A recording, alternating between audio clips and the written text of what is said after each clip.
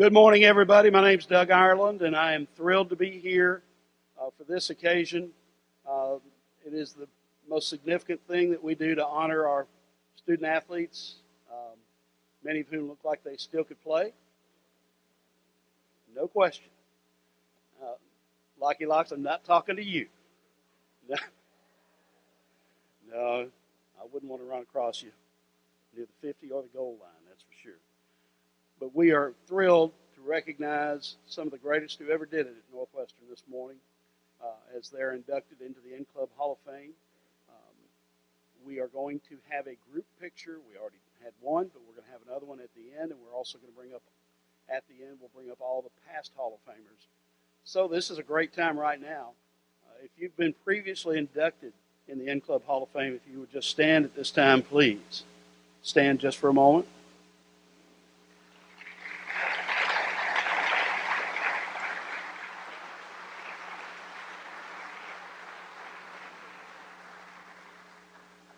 And before we get started, I want to acknowledge the contributions and the memory of two demons who had tremendous impact on all of us, and particularly this group. Coach Dan Poole was in the stands and supportive every chance he got after he finished competing for Coach Prather in basketball and Coach Leday in track in the late 40s and early 50s. And he passed away earlier this year. And just recently we lost Thomas Foster, who was such a special, influential figure to so many of us. So, and we recently sadly lost a fella who will be inducted, no doubt, soon. And I know it's heavy on Roy's heart, particularly Ahmad Willis. So if you'll pause and have a moment of reflection and prayer for those three individuals and the other N-Club people that we've lost in this past year.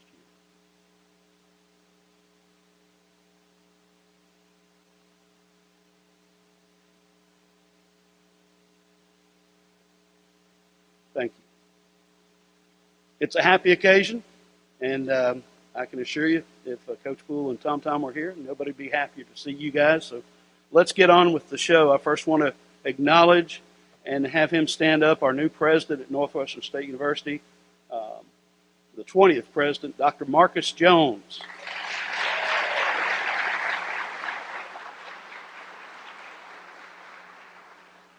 Dr. Jones speaks several languages. He is a man of the world, travels internationally to recruit students for Northwestern.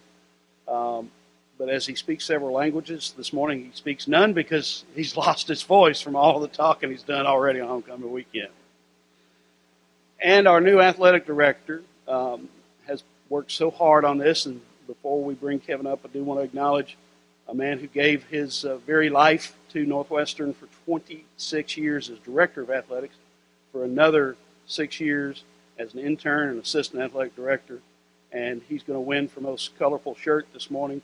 Greg Burke, our former athletic director.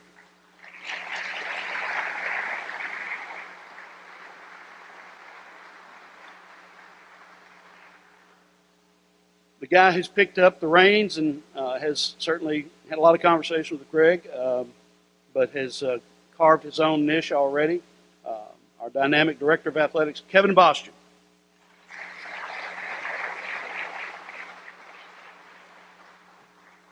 Welcome, everybody, to this special occasion. We are certainly excited to induct these 12 new members into our N-Club Hall of Fame.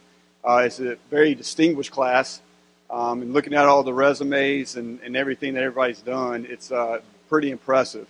I do want to thank the N-Club and the committee that put all this together.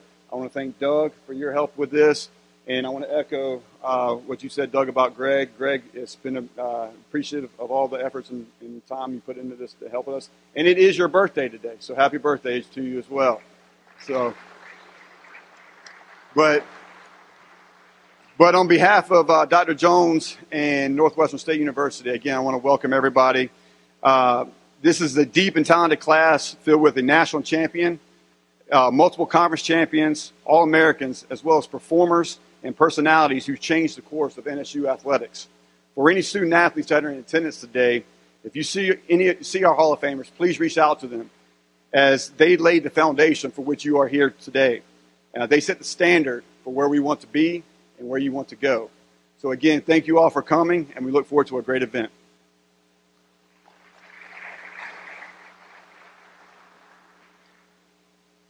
All right, this is a cell phone. I've got 2 of them. Can't have just one.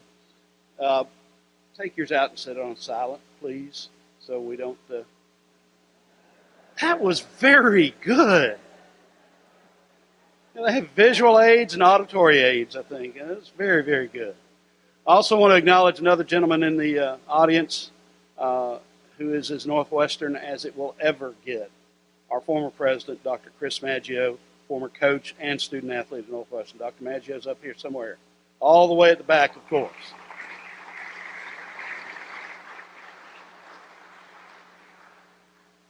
Well, let's get to it. It's time to kick it off.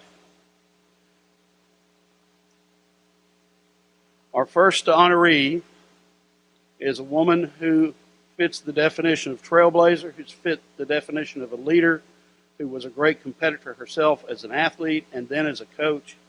And it is very appropriate in the 50th anniversary year of Title IX that one of the first 10 women to receive an athletic scholarship in the state of Louisiana, and all 10 were right here in April 1975 at Northwestern, is recognized, and that would be Du Bonin.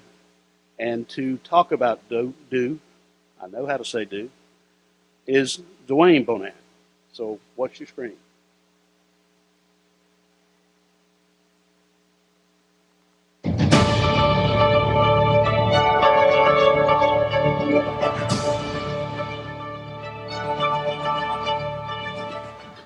Hello, my name is Dwayne Bonin. It gives me great pleasure to introduce to you my sister Louise Bonin, more affectionately known as Du Bonin. As I was growing up, Du was seldom around as she was off playing college basketball here at Northwestern State University. She later went on to coach at several schools throughout Louisiana. She spent 33 years as an educator, 17 of those years at Nicholls State University, both in administration and coaching. Du is the oldest of 6 children my parents had. She set the bar so high academically and athletically that no one else in the family was able to surpass. She's worked tirelessly to achieve all of her goals in life and continues to do that today. She taught us how to compete, win, and lose gracefully. She doesn't know this, but she's my role model. I'm so grateful to have her as a sister and for being an example of how everyone should live. Sure, she was an excellent player, coach, but she's an even better human being. We love you, Du, and we are all very proud of you.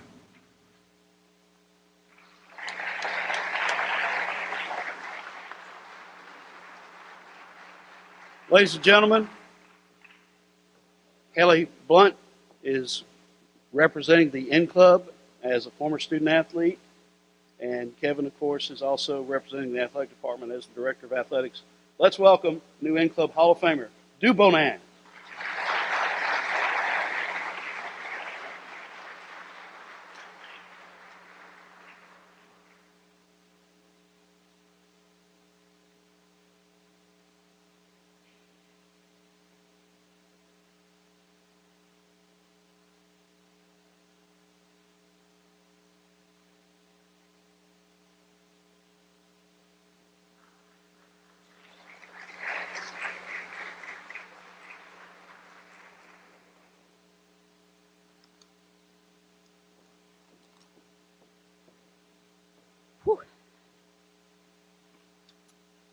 I want to thank Kevin and Dr. Jones and Greg and former staff here and all the hard work that's gone into this program. So I appreciate it, and congratulations to the other inductees as well.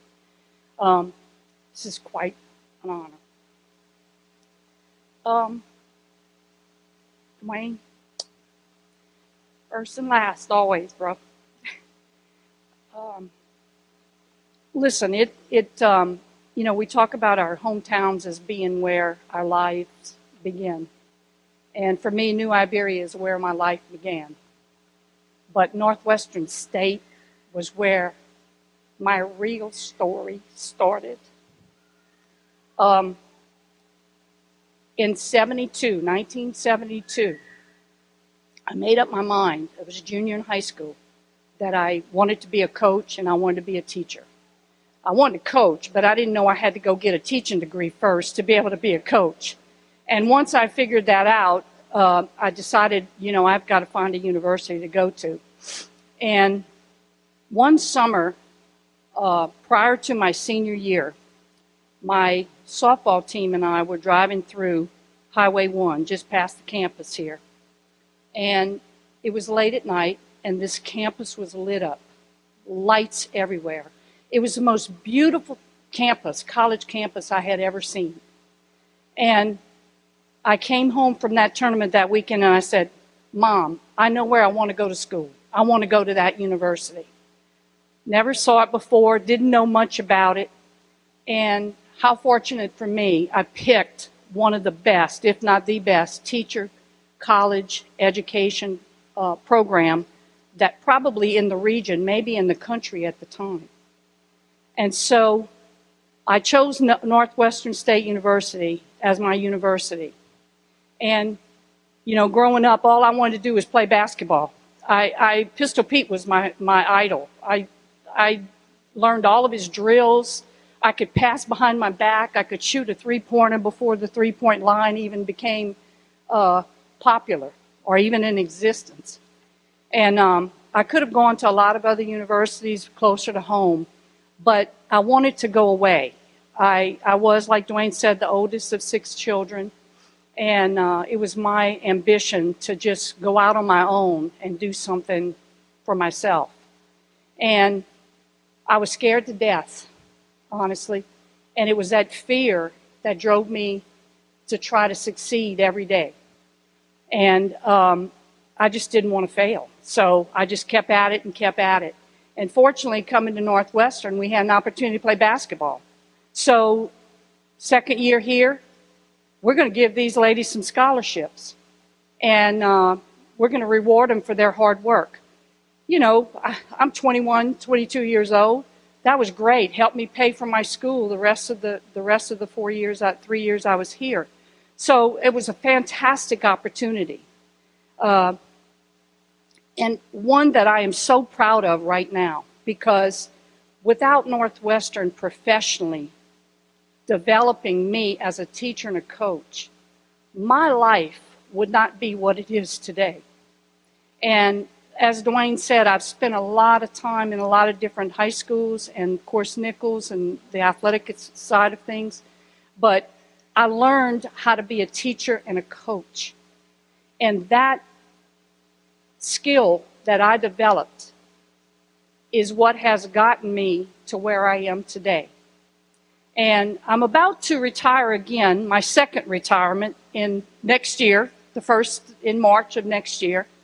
And when I do that, it's helped me to reflect on what these past 50 years have been like for me. I mean, I started here in 1973. So here it is coming up on 2023. I will have spent 50 years in this field of teaching in college, teaching and coaching. So it's really an honor, and I can't even begin to tell you the opportunities that Northwestern State opened for me, the doors.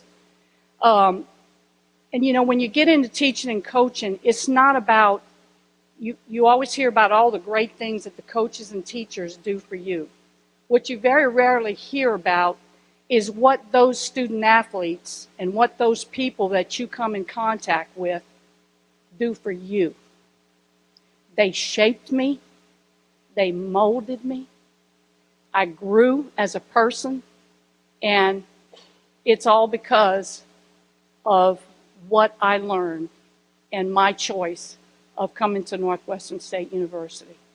So I'm really honored. I'm especially honored that I'm getting inducted today with Kia Converse.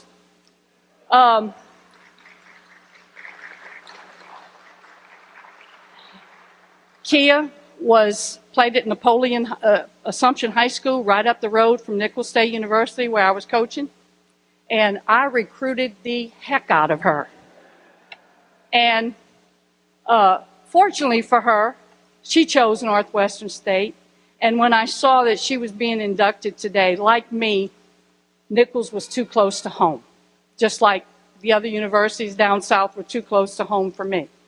So, it's kind of a double-edged sword here that I'm being honored today, but I'm also being honored with such a fantastic athlete as Kia Converse. So I'm very blessed to be on the docket today with her. As I go into my next retirement, I want to just thank all of you again for being here. And I want to just say, I just moved into a new community in New Iberia. And it's a little gated community, semi-retirement place. And I have a great group of friends that I now surround myself with daily. And they're all here today. And I want to say how much I appreciate my people. They're right there.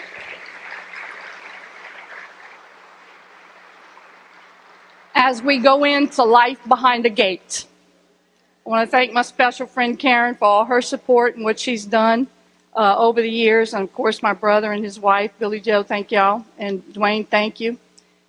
We don't get sentimental like that. So you started me off as being emotional, bro, and that's not good. So thank you. Thank you so much. It's an honor. It's an honor. And I appreciate it very much from the bottom of my heart. And just happy to say, Northwestern, what a trailblazer you were to have the foresight to offer women scholarships and provide those opportunities to us. So the honor is all mine. Thank you so much.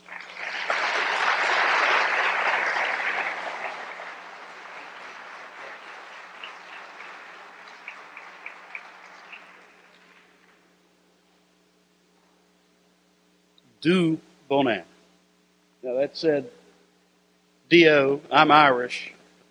I'm always looked at that, but every time I saw or was around Du, the love that was there for her, the admiration was apparent, and we see why this morning. I do want to apologize, Du. I'm emceeing, and I apologize for that. And I also misspelled Louise on your graphic. It took me so long to learn how to spell Louisiana when I was a kid that I just kind of stopped at the S. I'm sorry. Our next inductee, equally distinguished as a trailblazer, as a pioneer. Some of you weren't here in 1968, but it was a far different world then. And for a young man from New Orleans to come all the way up here to compete as the first black football player in our institution's history took a lot of courage, and he has opened the door for hundreds and hundreds and hundreds of athletes and thousands and thousands and thousands of students. And today we officially say thank you. Let's hear about Melvin Howard.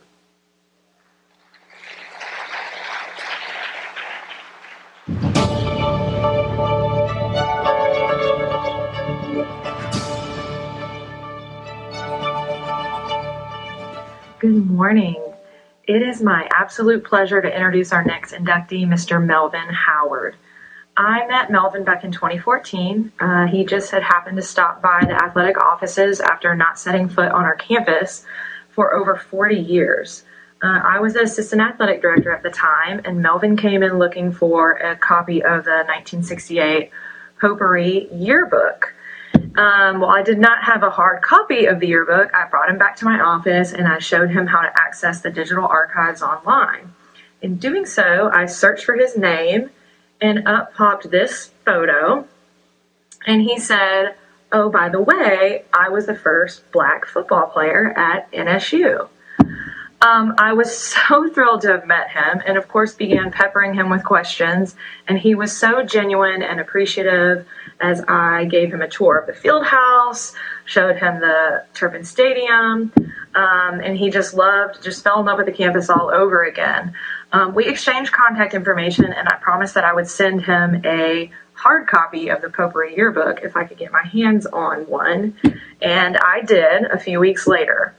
He called me in tears when he received the book, and the rest of the story of our friendship has just been incredible.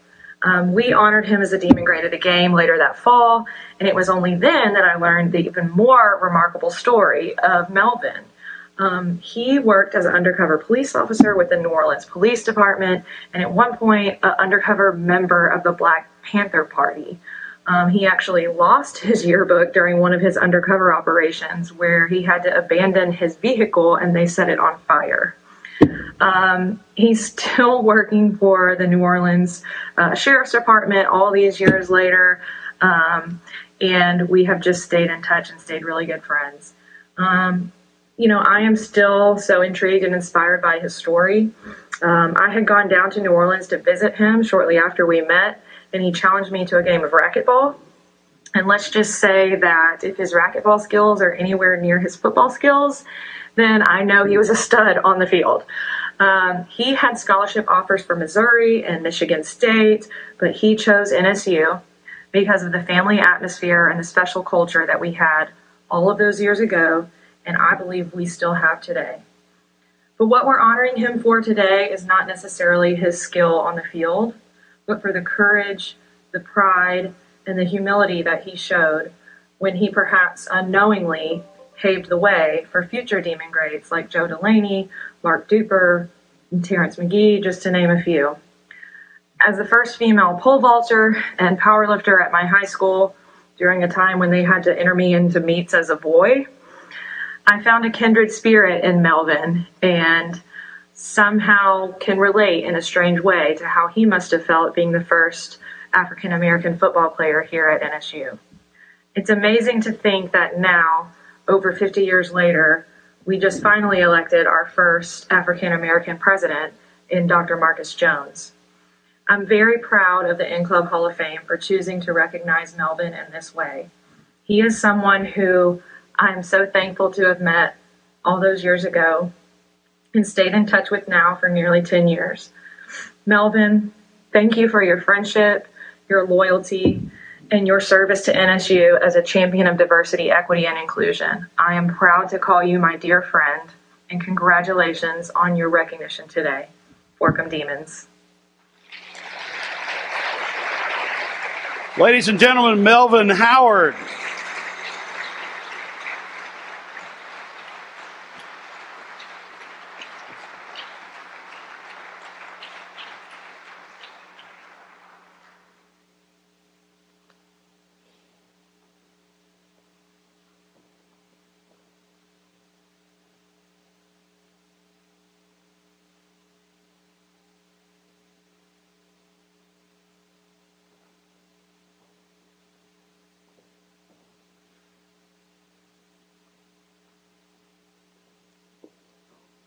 Well, first, my obedience to God, to my family, Dr. Marcus Jones, Dr. Haley Taitano, Athletic Director Kevin Bastian, distinguished members of the dais.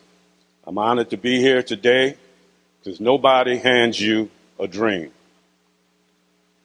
This began for me in 1968, which was a year of turmoil and change, a tumultuous year of social unrest. Riots in Washington, D.C., over the Vietnam War, and of course we had our tragedies. On April 4th, 1968, Dr. Martin Luther King Jr. was assassinated in Memphis, Tennessee. June 6, 1968, Robert F. Kennedy was assassinated in Los Angeles, California. In July of 1968, Melvin Howard reported to Northwestern Louisiana State College. You know it today as Northwestern State University, NSU. I'm happy to be a part of American history, a very small part of American history, a bigger part of Louisiana history, and an even larger part of Natchitoches, Louisiana. Nobody hands you a dream. No one knew in 1968 that this university was in the cutting edge of rearranging how African Americans in the state of Louisiana would be treated. Nobody hands you a dream. I could not attend the flagship University of Louisiana, which is LSU. LSU's first African American football player was in 1971. That's 4 years after I attended NSU. Laura Hinton was his name, and he was from Chesapeake, Virginia, and the first African American player inducted into LSU's Hall of Fame last year, 2021. Northwestern State University, NSU, I feel privileged to be that African American where black prosperity began for the state of Louisiana and for this institution, because nobody hands you a dream. As I close, I want to offer my thanks to Dr. Haley Taitano for her vision and dedication to this university. I also would like to recognize, and you've been introduced to him, a dear family friend and 2015 Hall of Famer, Clarence Matthews, who also had the distinction of attending the same high school I attended, St. Augustine High School. If I'm correct, Mr. Ireland, I think that his records still stand today at NSU, and that was over 4,650 all-purpose yards. I thank you for this privilege and this honor and this prestigious award. Thank you.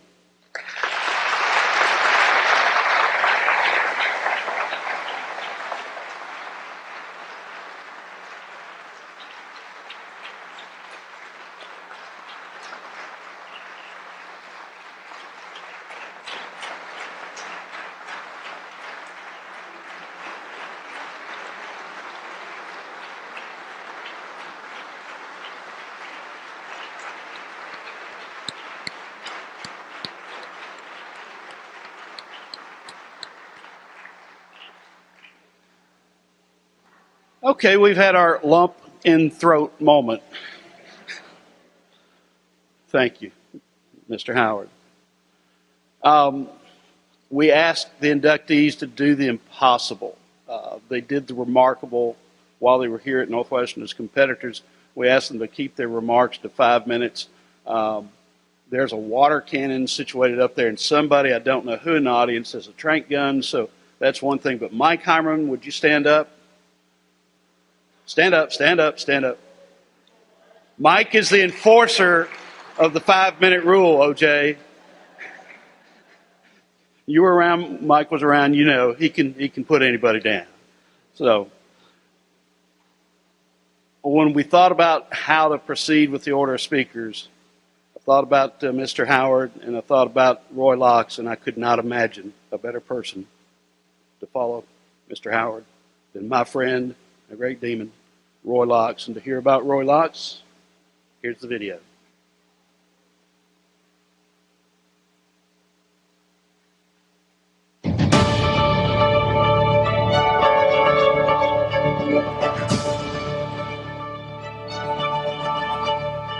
Congratulations to my brother, Roy Locks, for his NSU induction into the Hall of Fame. Orange, Texas, stand up. You know what I'm saying? Now, Roy, it took me 235 edits and cuts just to try to get this right, man. So hopefully y'all appreciate this video. It's probably going to be a whole bunch of mess ups in it. So, but yeah, man, first off, Roy, this is probably the last time I really give you some good compliments. You know, we go back and forth towards each other and everything, man. So I need this deleted as soon as this is over with, man. So, but, I remember like my first time, running into Roy, probably seeing him in the locker room, me being a freshman coming in there. I was real homesick, really wanted to go home each and every day. Roy probably made fun of that, but he's one of the guys that kind of stood out. I don't know, he just had this aura about him, funny, witty. One of the guys, I think everybody was kind of drawn to Roy. Just if you want to say cool guy on campus. So, and he kind of took me under his wing, me being young, green, trying to go home every weekend. I kind of started hanging out with him a little bit more. So, and we've carried that friendship, to this day. So I really respect him, even on the football field. We didn't have captains picked out at that time, but on defense, I would consider him to be the captain of the defense. Great player. Even though you from Orange, you play real well, man. And this is definitely deserving. And wish I could have been there to watch you, receive your honor. So, but man, congratulations once again. This is something you can look back on, you and your family, and really appreciate it.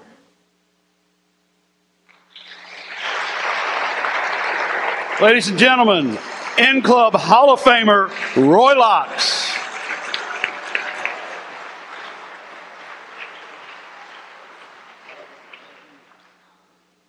Ooh, good morning. I want to talk. I'm ready to talk.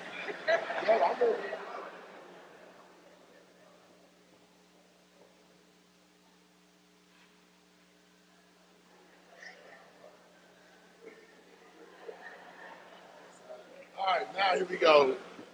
Good morning. First of all, that is the most words I probably heard Terrence say in a very long time. Or whatever. Good friend of mine, definitely. Thank you. If y'all know what it took to get him to even do that, or whatever, but I did his last year, so he kind of owed me one, definitely. But I'm here, first of all, kind of drawn because I've always been a fan. So I'm kind of here as a fan of these people up here. Mr. Matthews, thank you, Mr. Melvin. I definitely think that if it was some of us first, some of my crew first, it might not have ended well. But no, definitely, I'm sorry. We knew who you were when we got here. They made sure of that. And Mr. Thomas Foster, I'll have to edit a lot of it, but he would just always make sure we knew what your contribution was for us. And we might not have been taking advantage of it all the time, but it put it all back in perspective. So I just want to say thank you as well.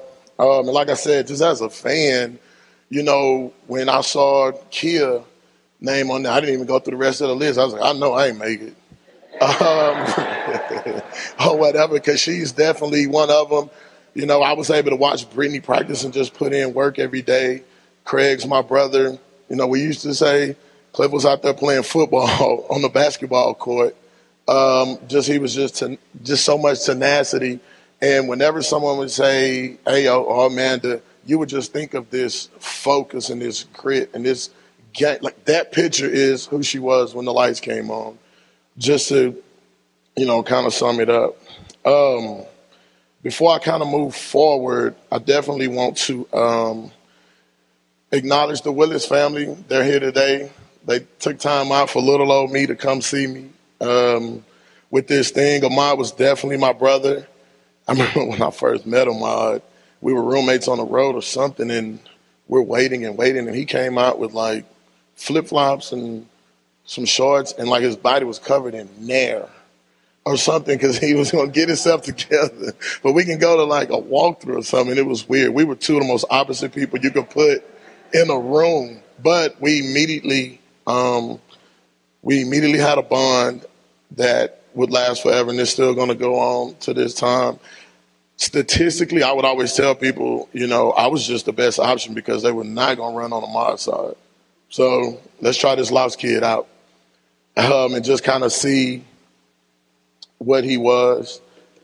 But just to talk a little bit today, there was a quote that when I was very young, one of my teachers had us all learn, Miss Taylor, and it was, what you are to be, you are now becoming. And it was by Carl Rogers. And I just took that to heart because every day I was thinking about, okay, well, what kind of person am I developing myself into? Am I working towards? And so just to talk a little bit about how I ended up here, from a small town, East Texas, Southeast Texas, there's a difference. Southeast Texas town, Orange, Texas, as my friends know, Fruit City is kind of what we call it. And we play a little football down there. We know a little thing or two about football, but the town itself is a very resilient town, very community-oriented. It's a refinery town, so it's a lot of blue-collar attitudes, blue-collar workers. You get the mix of some, fishermen and some agriculture and things like that, but you got to be tough and resilient and persevere to go to work down there and make a living. And so that kind of bleeds over into the other aspects of our lives.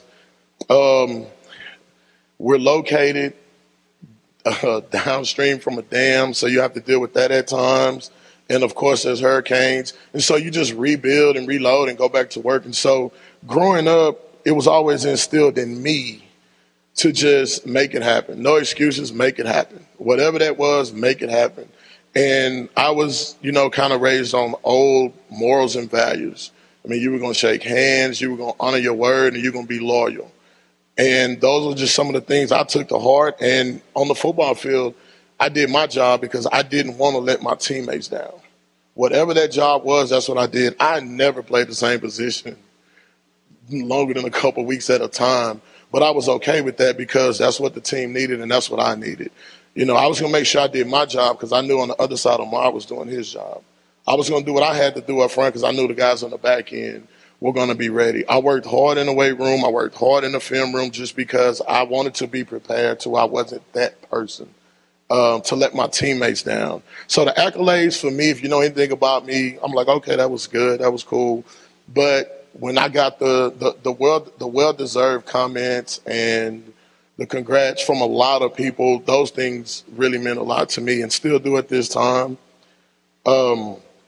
Just to talk a little bit, also, my support system, if you hadn't noticed, they're up there in the Roy Lock shirts. And my friends, they're here as well. One of my friends up there, people thought he actually went to Northwestern. He was up here so much, but he didn't. And that's another story, but he's like my brother. My parents, definitely, I was fortunate enough to have both of my parents or whatever. My dad was... he was dad. He was going to talk to me and explain things to me to help me develop into being a man. Mom, school teacher, Sunday school teacher. But underneath all of that is if I accidentally messed up or something, she definitely had a mean left as well in that deal.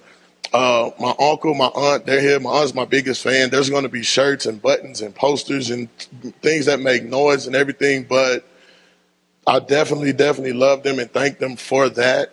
Friend of mine, Danny, he's up there, lived across the street. And in high school, I was incoming freshman. And he was like, what do you want to do? And I told him, he was like, well, this is what you got to do. And I think 5 a.m. we went, worked out and ran every morning. And it was more about teaching me to be disciplined and have the dedication as it was to my max going up or getting faster. So I definitely appreciate him for that. Just a real quick story. Going into our junior year, we come back and coach is like, okay, we're changing the defense up. We're going to move some things around, which for me wasn't anything new. I always played everything. And so we get in and he's like, the ones go out and he's like, well, come here. We're going to move somebody else to this spot. And so for the first time in my life, I'm not starting. And I've worked hard. I've done everything and I just don't understand it. And so I'm not this grown up yet, but I'm like, okay, that's fine. We'll figure this thing out. This is temporary.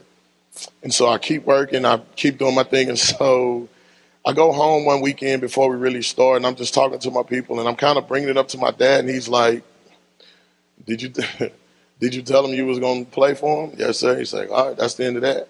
I kind of talked with my uncle, and he's like, "Well, are they paying for your school?" I was like, "Yes, sir." He's like, "Okay, that's the end of that." And so I'm like, "All right, well."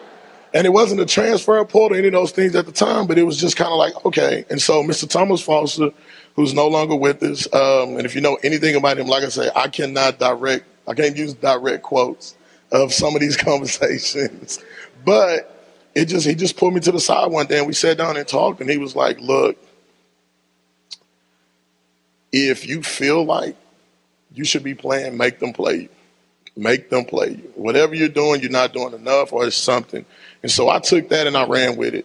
And as the accolades came, moving forward or whatever, at the beginning I was like, you know what? As soon as I get the certificate, I'm going to take a picture and I'm going to send it to those coaches. And then I was like, no. And then things kept happening and just kind of moved on. And what ended up happening was that one incident transformed me into a whole nother person. And I just had to sit back and look at it. And so just kind of in closing, now I coach. I didn't have as much grade before I started doing that, but as my coaches in the audience know, it gets crazy at times.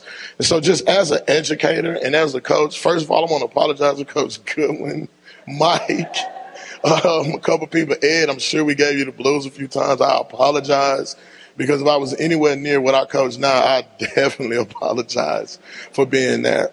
But definitely, no, thanks everybody. Thanks for the support. Thanks to the N Club. This is an awesome deal. And I'm going to wrap this up and sit down and continue to be a fan of these people on the stage. Thank y'all.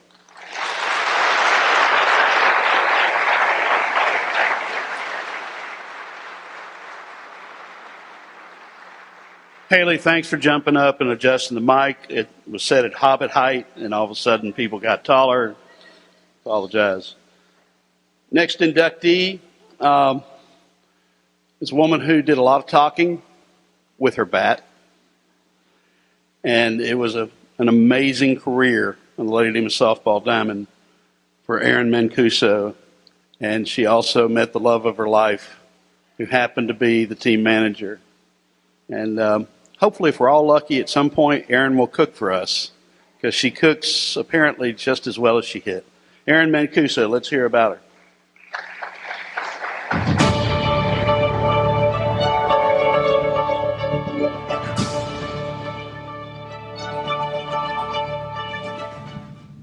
I have the privilege today of introducing Erin Mancuso Woodard, also known as Cuso by her teammates. Erin is from Sugar Land, Texas, where she attended Stephen F. Austin and was a three-sport athlete. Mancuso led her softball team as a four-time All-District selection, three-year MVP, and received All-Star honors her senior year. Mancuso quickly made an impact on the Lady Demons softball team as a freshman in the 1999 season at the plate. In the 2000 season, Mancuso made history at NSU with 18 home runs, which ranked her fourth nationally. This helped the Lady Demons to their third consecutive Southland Conference championship. Mancuso was without a doubt our home run hitting queen, and she wore the crown well, without a boast. She was always calm and confident in the dugout and on the field.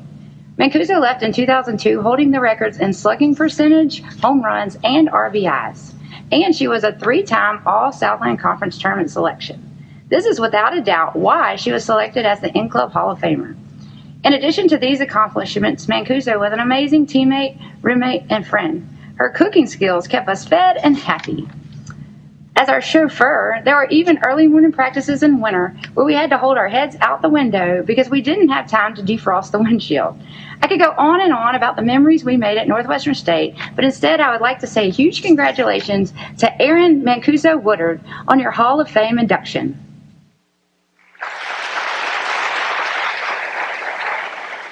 In Club Hall of Famer, Erin Mancuso Woodard.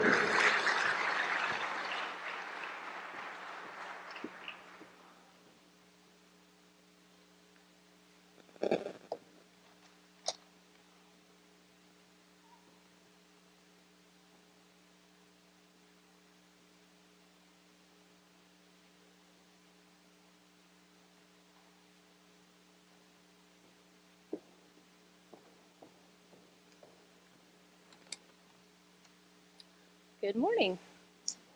So if you know me, this is not my thing at all. Jamie, where you at?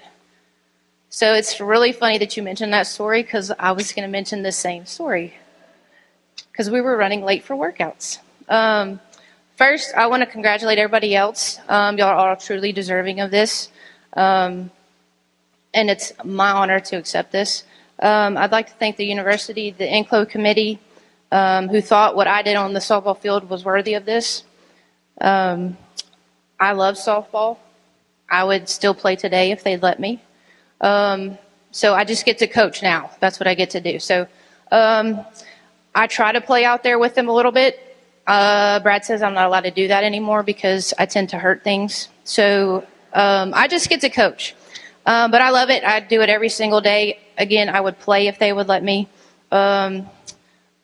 I would take that extra year that, these guys now got, but, didn't work out that way, but that's okay. My 4 years were great.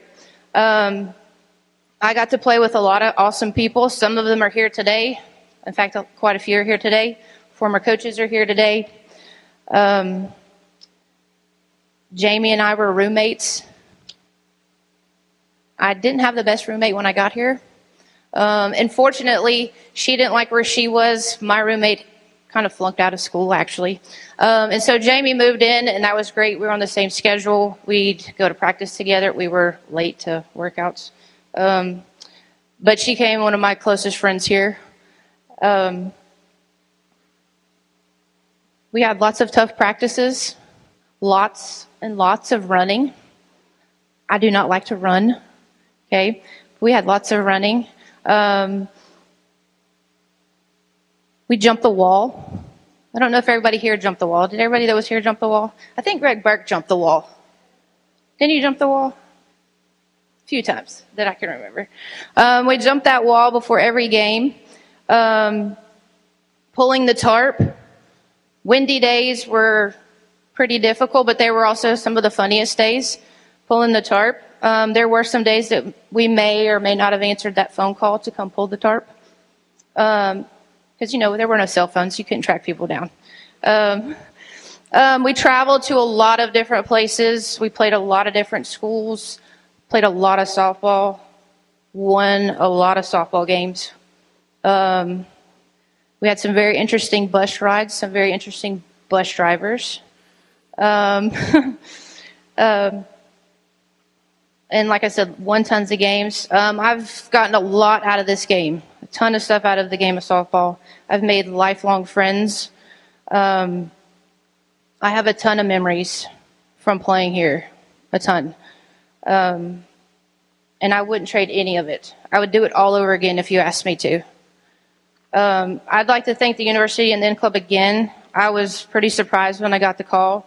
There's some people that I would like to thank. My parents who are here, from following me all over the place when I swam competitively to the little bit of basketball I played. I wasn't very good at that, but a little bit of basketball I played, and then all of the softball. We went all over the country playing softball. Summer ball, we went all over the place. College ball, they were always there. I don't think they missed very many games. They were always there. I know they spent a ton of money. And I'm pretty sure they had some fun also. I'm pretty sure. I'd like to thank my husband, Brad, who is here, for my support, for supporting me while I was here. He likes to remind me that he had to chase down a lot of balls. And that's okay. He likes to tell me that I hit so good because of him. I'll give him a little bit of credit. A little bit. I would like to thank my coaches along the way. I had a lot of different coaches, specifically Coach McNutt and Coach Willie, who are here today. Thank y'all so much for coming. They demanded a lot from us, and I really tried to do my best every single day. They were tough.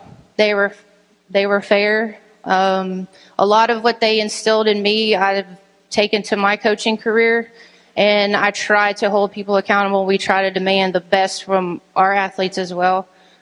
We try to be perfect as much as possible. lot of life lessons taught on and off the field. There's some stories I could tell, probably not here. To my teammates, I definitely could have not done this without you, without y'all's support. I had a blast. As y'all know, I wasn't the big cheerleader. Y'all took care of that. I clapped a lot. Okay. We had fun. Everywhere we went, we had fun bus rides. We played games on the buses, maybe when we shouldn't have played games on the bus. Fun in the hotel rooms. Some of y'all, I'm not sure if y'all were with us, but we went to Cindy Leggett's camp in Huntsville. Stayed at their camp. Their family fed us. We had a good time. And then went and beat Sam Houston. I would like to also thank the training staff and trainers at NSU, because they kept me on the field. There's days that I definitely did not feel very well physically. There was days I probably couldn't have even made it through practice, but because of some of the things they did for me, I was able to do that. I stayed on the field.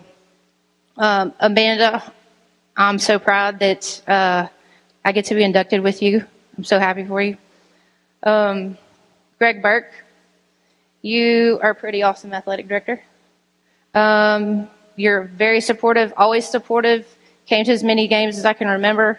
Even not playing, I could call you and text you, say, hey, we're in town, and if you were here, you would meet with me, and we'd chat, talk about old times, and I could come talk to you about anything if I needed to, and you were the best AD. I had a ton of fun playing softball here. It was some of the best times of my life. I played with a lot of great people.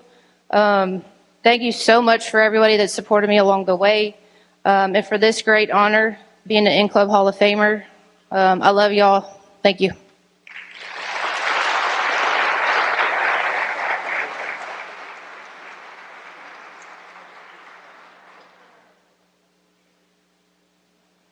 Dr. Jones is gone, but we've just struck a deal with Erin to teach a speaking class next spring. She has respectfully declined. Great job, Erin. We stay in the sport, and, when AO looked over at first base, there was Erin. And what a run those years were in softball. And these two ladies were right at the forefront of it. Let's hear about... whoa, wait a minute. I thought we had softball next. I've jumped ahead of the program. Brittany was a remarkable figure, and our track and field history is a remarkable figure. And she is a remarkable figure today, as you'll see. But first, let's hear about Brittany Littlejohn right on the screen.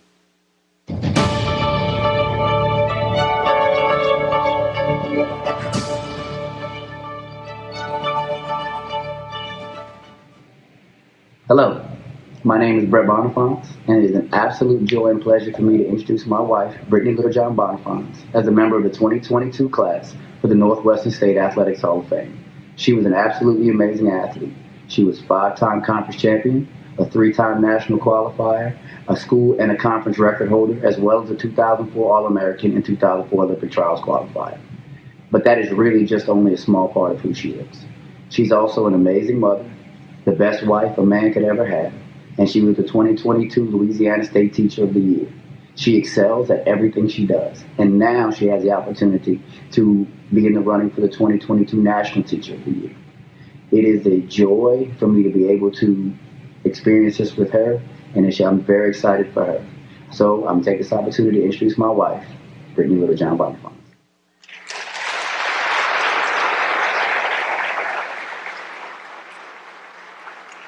In-Club Hall of Famer, Brittany Littlejohn.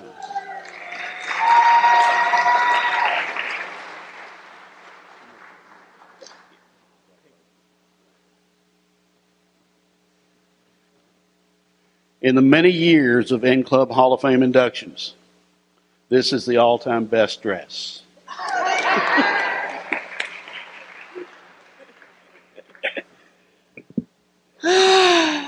Hello, everyone. So very excited to be here. I don't know. I was excited, of course, when you get the phone call. You're like, what?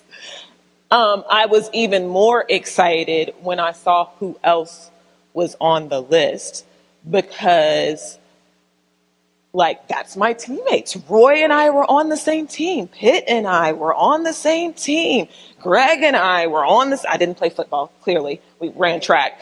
But I'm just saying, we were on the same team. These people here. And Kia. So Kia, we see her at the hotel, right? She doesn't know me. I'm like, babe, that's Kia. And he was like, okay. I was like, she played basketball. So we're in the elevator, and Kia's like, you know, hi. She has her family, and I'm talking to her son, and she was like, I can't remember what she said, but she did not know why I was here. I was more excited to meet her than she was to meet me. But then she was like, oh, wait, you ran, right? I was like, yes, she knows me. I ran track. So anyways, it's just very exciting to be here, because regardless of whether you had personal interactions with these people, when you saw those names on that list, you knew who they were. And it's excited to be a part of that group. I am thankful my mom is here, and my mom sent me letters, because again, we did not have cell phones, and there was no free long distance. It didn't exist. So my mom sent me a letter encouraging me every day. Every day I would go to the post office, and there would be a letter from my mom telling me to be great, telling me that there is greatness in you, telling me like all of the things that I could be here at Northwestern State. And I did not run my freshman year. I said I was going to go to college and be a regular kid. And then I was like, so y'all just go to school and go home? And that's it. And I did not know anything about how collegiate athletics worked. I did not know anything about walk-ons. I did not know anything about getting a scholarship or keeping a scholarship. Like, I didn't know any of that. So I was like, so I go up to Dean, and I'm like, Dean, remember when you said I could run here? My sophomore year. I go up to Dean. Hey, remember when you said I could run here? You said I could run here, right? I have, because I'm smart, okay? Just as a side note. So I had an academic scholarship, was the point of me saying that. I'm not just randomly saying stuff.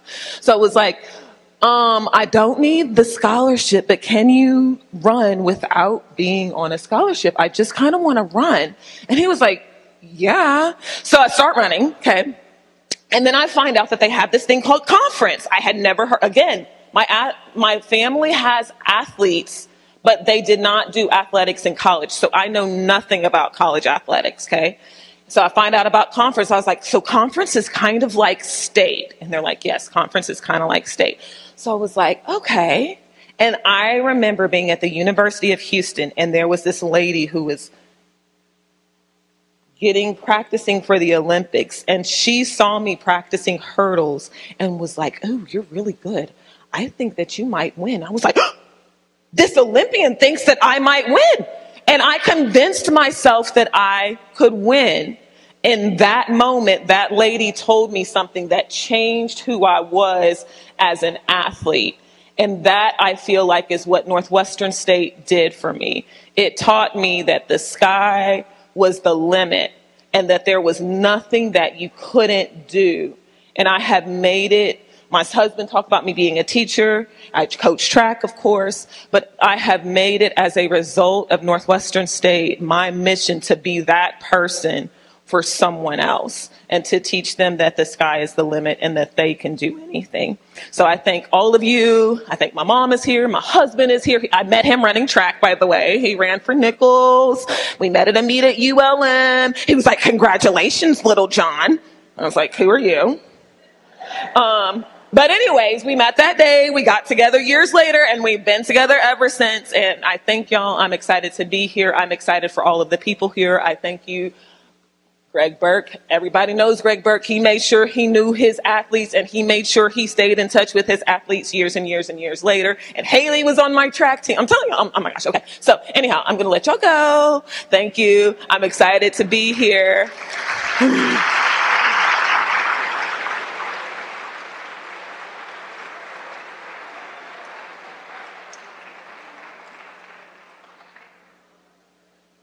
Leave it to the track and field athlete to be on time.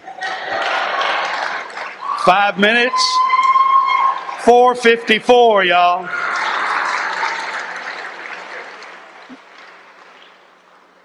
And sorry, OJ and Clifton, best dressed, no doubt. Speaking of Clifton, Big Smooth, this is your moment. And God knows you gave us a lot on the court and elsewhere. But that smile is electric. And I tell you, his 7-year-old son last night has got the same smile. The gene pool runs deep in the Lee family. Let's hear about Clifton Big Smooth Lee.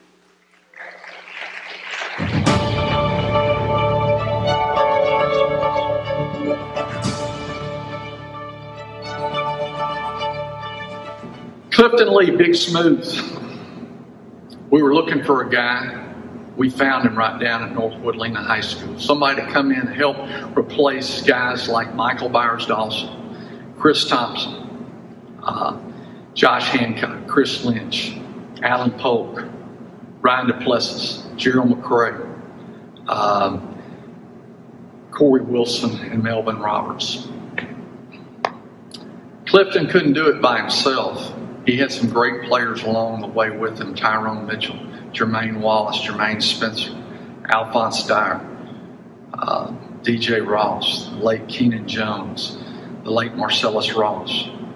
Transfers, Luke Rogers and Kerwin Forges created their own legacy, the Demons of Destiny. What made Clifton Lee special as a player was his feel for the game, his ability to shoot the basketball, his heart, and he had a little sense of humor that helped a little bit too.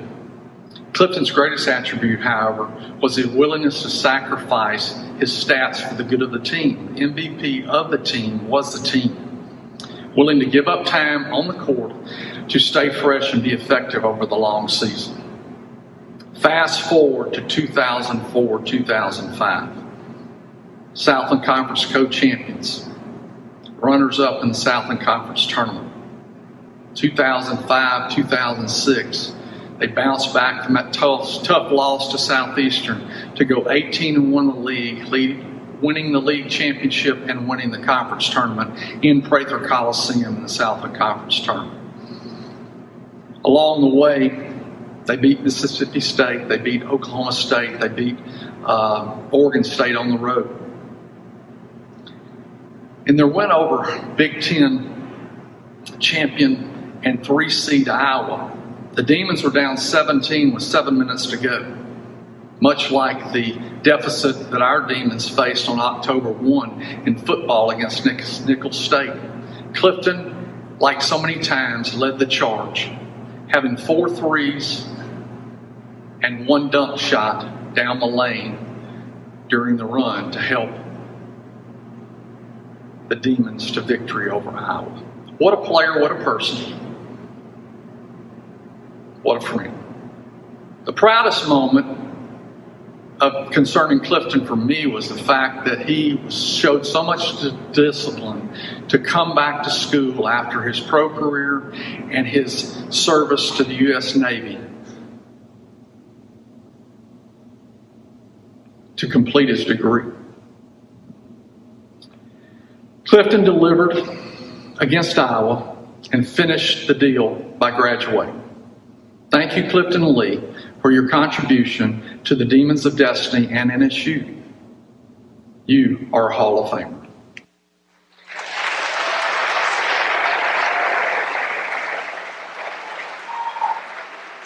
In club, Hall of Famer, Clifton Big Smooth Lee.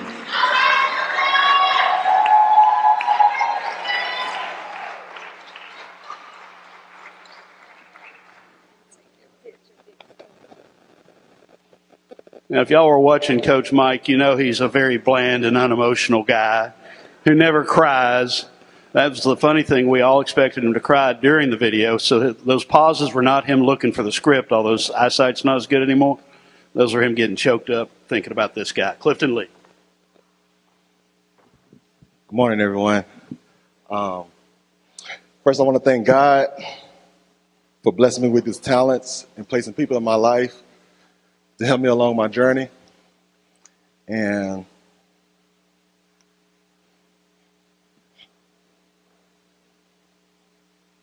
thank you to my mom.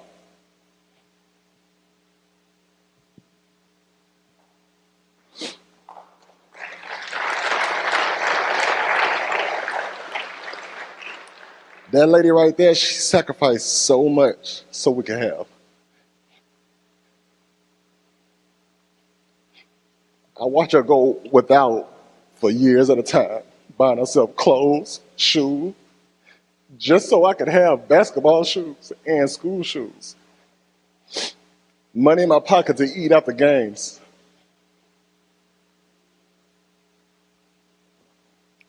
I wouldn't be standing here right now if it wasn't for her. And my beautiful sister and my brother for always supporting me. I hope I made y'all proud. And to Coach Mike for taking a chance on this little kid from Boys. I mean, two of the biggest things you can do for a person is pray for them and believe in them. And Coach Mike believed in me. My teammates, my brothers, they believed in me.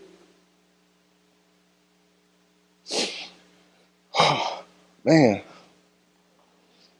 Well, as I get older, those tears will start flowing, I tell you.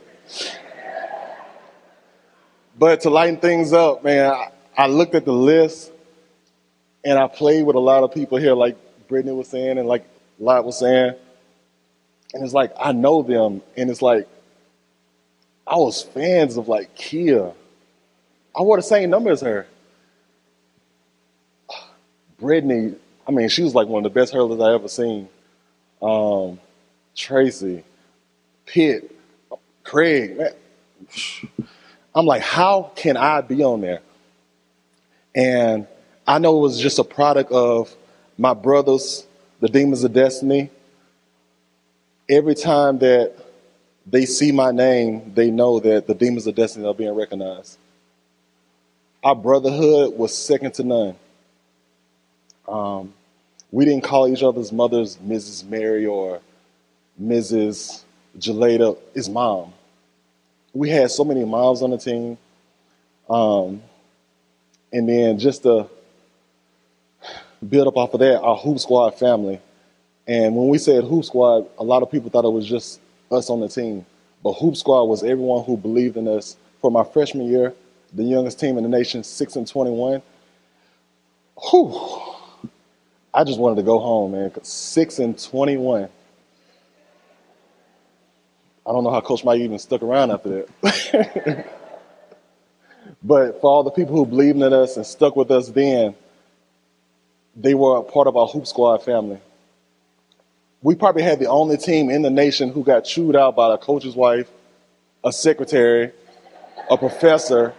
This is like halftime of a game. They bust in their locker room. You guys need to kick it in gear. They running all over. I'm like, whew.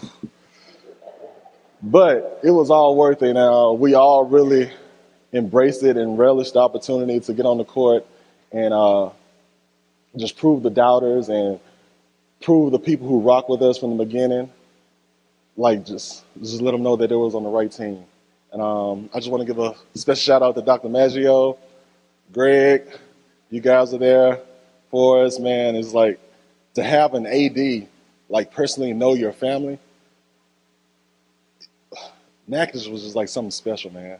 Like they personally ask about your family, like by name. And it's like Natchitoches is like second to none. And I see Haley, Dr. Haley, sorry, she was Haley when we played, but just to see everybody doing well, thriving, it's beautiful. And Dr. Jones, I think he's gone. It's amazing that he's there in that position now, blazing. Trailblazers, Mr. Howard, Trailblazers. I'm truly honored and thankful to be inducted into the Hall. Thank you.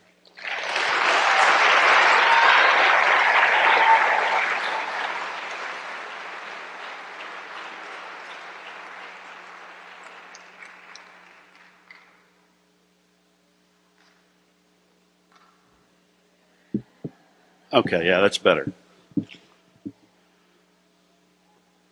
Coach McCarthy, who knew Clifton could speak like that?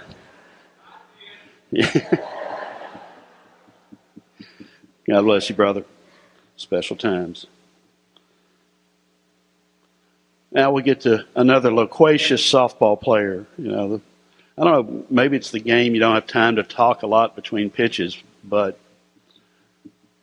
Amanda wasn't one to talk a whole lot either. But she spoke loudly with her arm and with her intensity and her competitiveness. To hear more about Amanda, let's check the screen.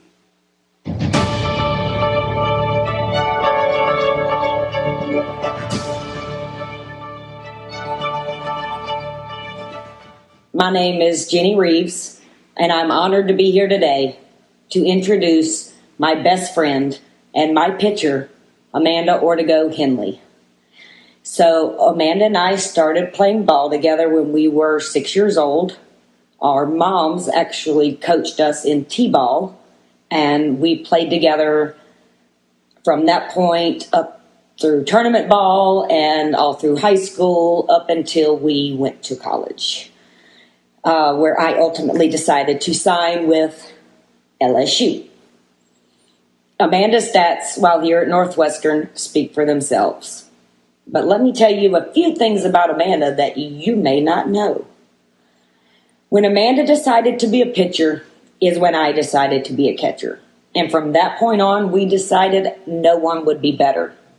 We would stay late after practice and we would throw in the backyard with her mother, Miss Marcy, yelling, "Amanda, throw it hard." Her rise and drop were great, but I think every batter would agree that it was that flip change that would bring you to your knees.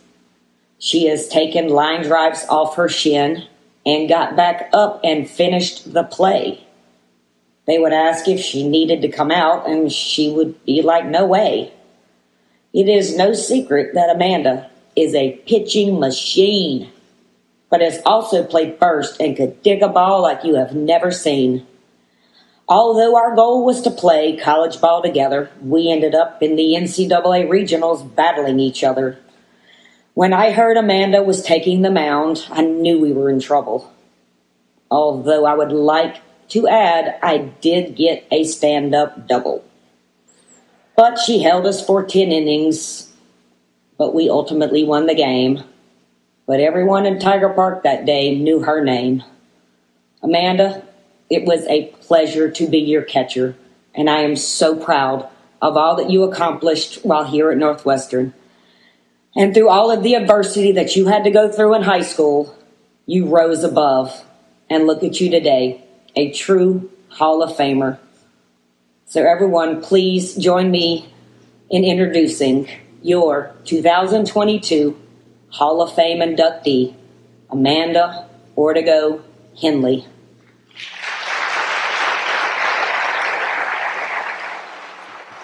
Hey, yo, Amanda Ortego Hensley.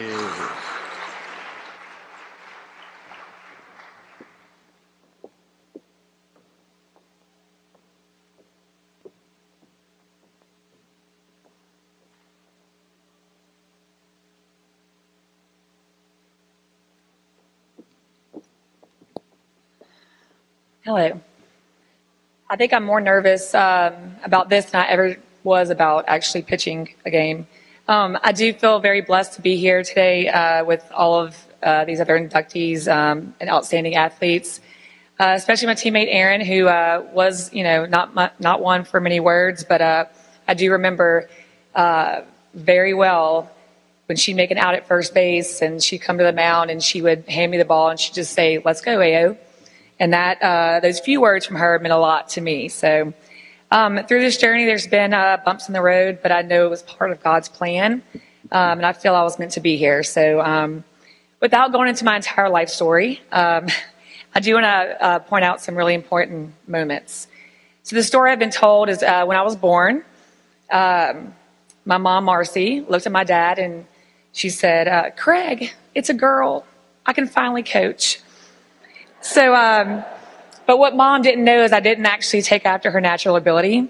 So what did she do? She found the best athlete in T-ball, Jenny, and she made her my best friend, and her mom, Debbie, actually, her assistant. So, but then later came another great friend of mine, Aaron Milligan. They were both the tomboys, and I actually thought that my mom loved them more than me.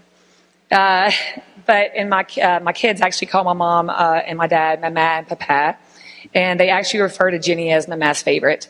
So to this day, still. But fast forward to Kids Pitch, and my mom needed a pitcher. So here I am, basically a product of a mom that's smart enough to know that I wouldn't make it as her starting shortstop. So when Mom felt that she couldn't make us any better, she called upon others to do that for us. So my first lesson was actually with NSU alumni Nancy Perkle Ensminger. And then my mom and dad started a team called the Rookies. And a few years after that, Leslie Everson became my pitching coach, and she kind of bumped us up all to another level. So, Leslie was a big part of our team, but I never dreamed that I would ever be playing softball in college. Coach McNutt and Coach Willie saw something in me, and Jenny and I went on a recruiting visit, and basically the next day I was offered a scholarship. I asked them if number 3 was available, and they told me that it was, so I accepted. But come to find out that actually it was retired by Hall of Famer Ginger Craig. So, and little did I know that we'd have to climb a wall and crawl under barbed wire. But, and Jenny decided to go to LSU. So, where my mom may have gotten me to this point with my dad, who stepped up when we got to college. There was a very special group of men who coached for us.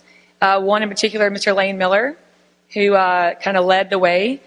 And I didn't realize that Coach McNutt and Coach Willie would be here, so sorry, Dad, for telling this story. But they were very, they cooked for us all the time. And so if you were lucky enough to be my roommate as a freshman, you may have been lucky enough to have gumbo snuck to your room, because if we didn't play well, we may have gotten fed like cold cheese pizza for 4 of us to share. So, but I know no one could brag on my accomplishments as much as my dad. And I always joke that he could tell my life story in one breath. So still to this day, it's the same. But I was very lucky to have parents that were there for everything, and 2 brothers that were supportive. They kind of were left at home because my mom and dad were following me around everywhere. But I wouldn't be here without them. So thank y'all. But through my 4 years, I actually had 3 different coaches, and that brought a lot of challenges. But the one thing, there were some constant things in my life, and that was my family, my teammates, Mr. Greg Burke. I think it's already been known that you've made every one of your athletes feel very special, and we appreciate you for that. But someone once told me that you don't sign to a college for a coach. You sign to college for the education, for the school, the town, the community. And I felt like I got that here. I love this town, this community. But all the highs and lows, all the things in between made me who I am. Because of the opportunity I was given, I had many great experiences, built amazing friendships. And I do what I love today. I coach. I do want to say that my mom always told me that if you're going to marry someone, it has to be someone who supports what you do. And I did find that in my husband, Aaron, and my 2 bonus kids, Haven and Titan. Y'all were always supported me. But we are raising our daughter, Drew, to have people in her life that I had in mine. So supportive parents and siblings and coaches and friends and teammates. So if you were my teammate, I want you to stand up. Yep, anyone that's my teammate.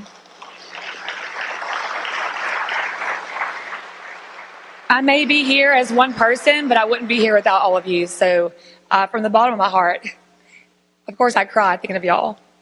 Bottom of my heart, thank y'all very much. To the In Club, the committee, to all those that voted to have me here, I want to leave you with one thing. My first pitching coach was Hall of Fame pitcher Nancy Perkle Ensminger. Number 3 was taken by Ginger Craig, but her catcher is Hall of Famer, and my neighbor down the road, Rhonda Rue Baird. I'm privileged to be inducted with Aaron Mancuso Woodard, and I had the privilege also to, my daughter takes golf lessons, and it just so happened that the next lesson was with Terry Laria Sr. and Terry, his son, but it's her, their daughter. So it just so happened all of these stars aligned. So when I said it's part of God's plan for me to be here, those are just the signs of Hall of Famers and demons that were around. So thank you all very much for this honor. I'm very privileged to be here and sharing this with all of you. Thank you.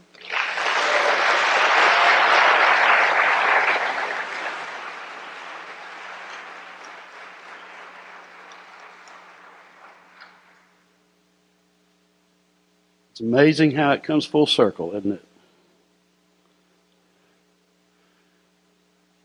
Young man from Oklahoma came in and immediately made us take notice. 2 years on the diamond.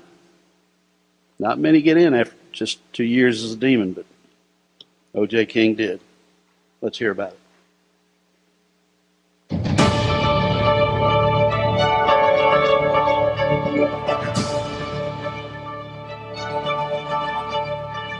OJ, congratulations on your selection to the NSUN club. Your accomplishments on the mound during your 2 years at NSU speak for themselves. You were a very special player on a very special team, and I've always been extremely proud of that. However, and more importantly, I am most proud of the man that you are today, the husband, the father, and great friend that you are.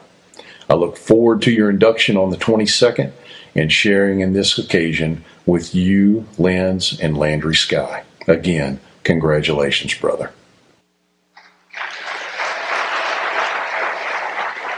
In-Club Hall of Famer, O.J. Ofusky King.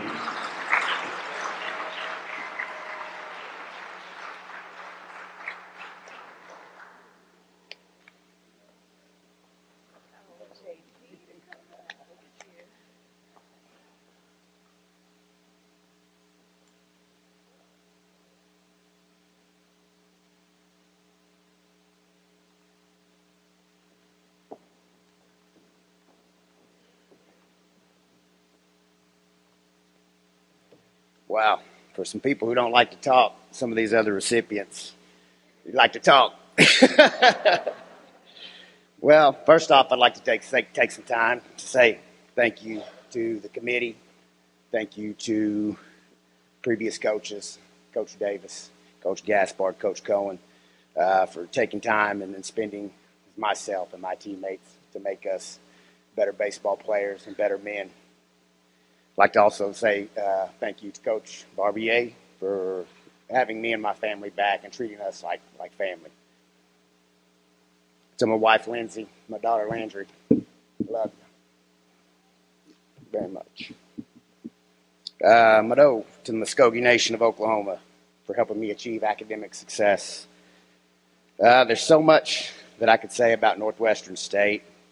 Gosh, in my time here, you know, not only did I gain an awesome education and being here with you know the people that I got to meet, I gained 35, 40 brothers from the baseball team that we have. We currently have still a text string that we're all on. You know, a lot of it can't be discussed, but you know we're all still there for each other no matter what. A lot of those guys are here today, and I want them all to know that I do. I appreciate you. I love you. You've made an impact on me. Thank you, guys. Wow, there's just so much that I could talk about. Like I said, these other folks are the talkers. I'm not that guy, but I appreciate it. I'm happy to be inducted.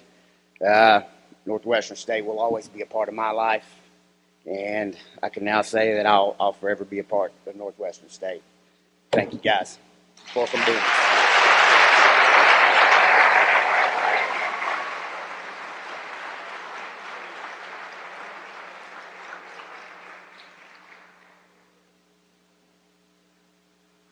That was a 9-pitch inning.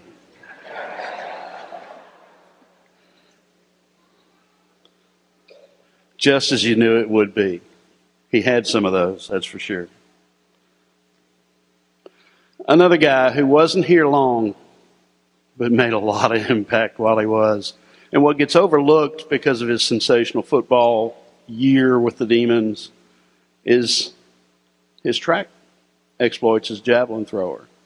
But most of all, what got overlooked was how somebody comes in from outside and not only has impact with the football in his hands, but as a teammate. To hear about Craig Nall, let's check the screen.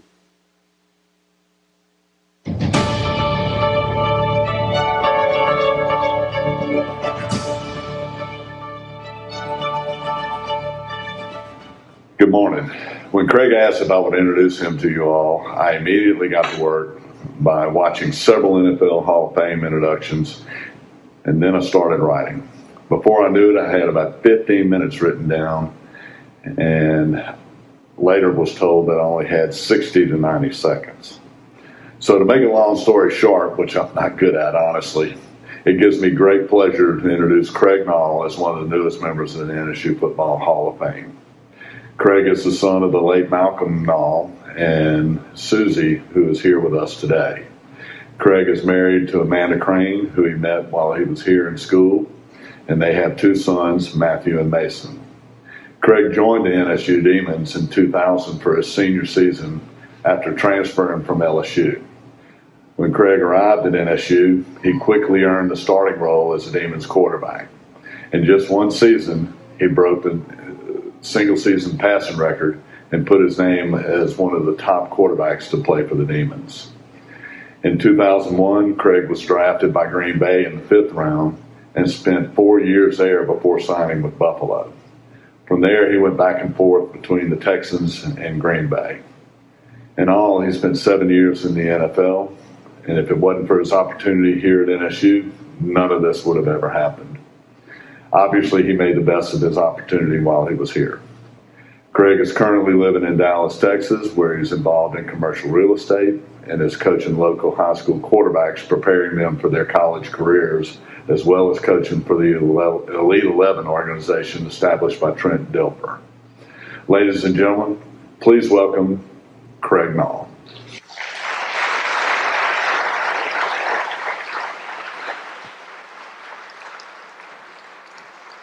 In Club Hall of Famer, Craig Nall.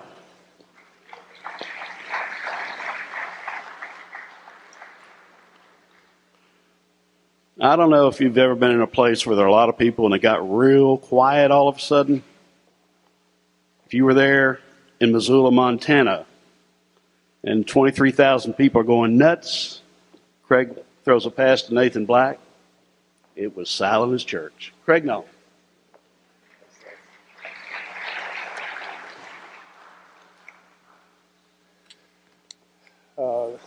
Thank you all. Adjust this. Doug, we need to get you a step or something. Quit moving this thing. Just leave it here and bring him up.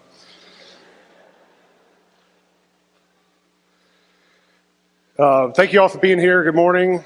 It's always a pleasure coming back on campus. I don't get an opportunity to do this too often. But what a special day to be here amongst this group of inductees. A lot of us were teammates or overlapped in some regard. I know I was only here for a short time, but truly congratulations, and I'm honored to be part of y'all's group. First, I want to thank Northwestern State University, the N Club, the members, the committee, the former lettermen that vote on us. Really is an honor to be thought of in that way. So really want to make sure that y'all know that I'm appreciated. I appreciate you very much. Northwestern State, the city of Natchitoches, will always be a second home for me. As you guys previously heard, I was at LSU for 4 years and really didn't get much of an opportunity to play there. So with 1 year left, made the tough decision to leave that family and start a new one. If it wasn't for my buddy Bill Fernberg, it would have been a lot tougher. So we had just got done with a bowl game at LSU, and I think that was like January 2nd. Started school here January 6th or the 7th, so I only had like a few days to get everything lined up and enrolled. So time was ticking, but Bill stepped in to help us kind of circumvent some rules and being able to communicate before the deal was done. Because family and me personally, I couldn't pick up the phone and call. So, Bill, love you, man. Appreciate everything you've done. Been a friend, mentor, buddy, golf friend, everything for a long time. So I appreciate you. Definitely wouldn't be here with a lot of help and support along the way. Starting with my family, my mom and my dad, who's not here. Couldn't do it without you. All the sacrifice that y'all made, the camps, the practices that you took me to, all the games that y'all came to, regardless if it was home or away. I mean, they traveled. They showed their support and love for me continuously and unconditionally. So, Mom, I love you.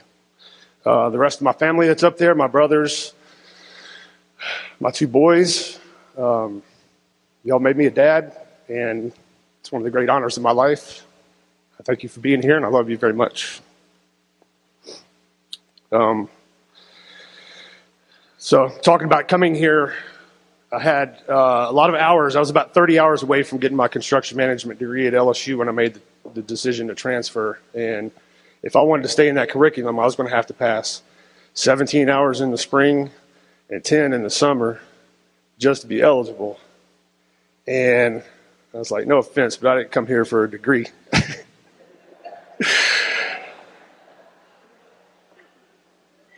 I got other dreams on my mind. But Dr. Brandon Webb, Dr. Chris Maggio, Mr. NSU, and Greg Burke, they were able to kind of come together and figure some things out. And they said, well, if you pass 13 hours in the spring in the general studies curriculum, you're good to go. I said, sign me up.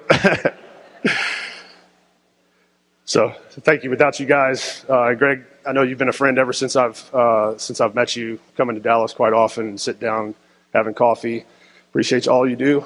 I know that you've kind of moved on, but are still very involved, and you are Natchitoches and Northwestern State to me, so thank you for your service. Also, Coach Goodwin sitting next to you. I didn't have the privilege to play for you, but I know what you've meant to this university, and thank you for your service as well. My coaches, Coach Steve Roberts, again, one of those one and done. He was here and gone with me. I think the first time I met him, he said, hey, do you like to fish? I said, yeah. So one night he took me out fishing, and we developed a relationship right off the bat. But thank him for his leadership and his love. He would always pray with us before and after practices and games. So I wanted to thank Coach Roberts. Coach Doug Roos, my offensive coordinator, he allowed me the opportunity to kind of grow and play freely. So I had just come from a system where Jimbo Fisher was our offensive coordinator, Nick Saban head coach, and very much a kind of a pro-type system, pretty intricate.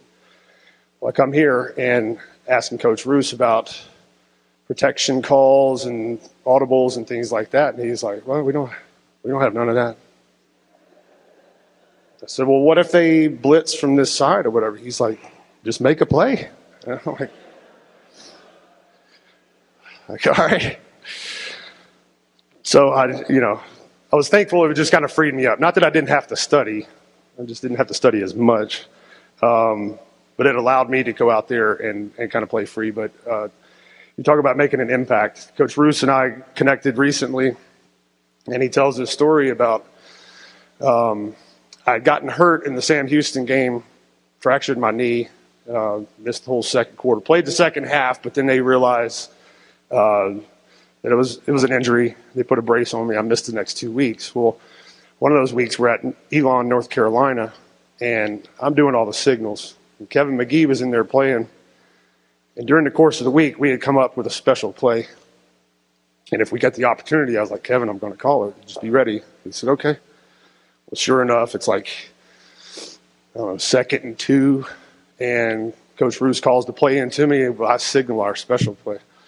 And I don't remember what it was. It was supposed to be like a double pass or something stupid, right? And it didn't work. We end up like 3rd and 8. And Coach Roos looks at me down the sideline, and I'm like, well, I don't know what he called. Yeah, it wasn't me. But later on, when he's at a different team, he said, man, I talk about you all the time. I said, yeah, why is that? He said, well, I'm talking to my freshmen. When they come in and they're learning the signals, if you do this, you're not going to play. You signal what I tell you. You don't be making up your own plays. So I've made an impact at other programs too, I guess. My track coaches, Coach Leon Johnson, Mike Heimerman, who's here, my teammate Latrell. That was a special part because I actually competed in track before I actually was on the football. Well, I was on the football team, but my meets happened first. So Mike's like a big brother to me. I never really viewed him as a coach. It was just somebody that's done it and knows what he's talking about, and kind of like an uncle. So appreciate all the efforts that you put into coaching me. It was really a lot of fun. Ed Evans, who is also retired, there he is back there, kept us on our feet. He's the one that gave me that brace and made me miss 2 weeks. I was willing to play, but he's like, no, you got to sit. Taping ankles, just all the countless hours and times that you've put into it. Couldn't do without you. Mr. Doug Ireland, Director of Sports Information, you've really helped, I guess, cast a positive light on most of us and talking nice about us in the media and making sure that gets communicated. Dan Korn, who was our Director of Football Ops while we were here, all the stuff that he has to go through to keep everything on track. Jack Britton, or Britt, where's Britt at? There he is. 2013 inductee. It's an in-club, former player. Man, just so many good times with Britt. Every time I see him, it's just a huge smile, lights up the room. Glad to call you a friend. Thomas Foster, a lot of guys have already kind of heard about him, but he was the one who would kind of let me know what the scouts were saying and people like that. He had his thumb on the pulse of everything that was happening here at Northwestern State. So his friendship and being a mentor and truly caring for us was special. And to the Willis family, my condolences. Ahmad was that rock on the defense, him and Roy. I knew they had it on that side. Me, Nate, we were on the offensive side. We're going to make this thing happen, but truly sorry for your loss, and he will be greatly missed. I know we're going into overtime, but we've played in a few overtime games. That TCU one was quite special. Lastly, my teammates. I know a lot of you guys are here. Pitt, Roy, but Nate Black, Jeremy Lofton. Who else is here? I saw a couple other guys. I'm truly honored to be teammates with you. You guys brought me in day one, accepted me as your brother. You guys gave me an opportunity to kind of grow and blossom. Honestly, of all the teams that I've been on, this is the most memorable. It was a very formative time in my life, and I really appreciate going to battle with you guys. So proud to be a Demon. Thank you for your time. Really enjoyed being here, and Forcum Demons.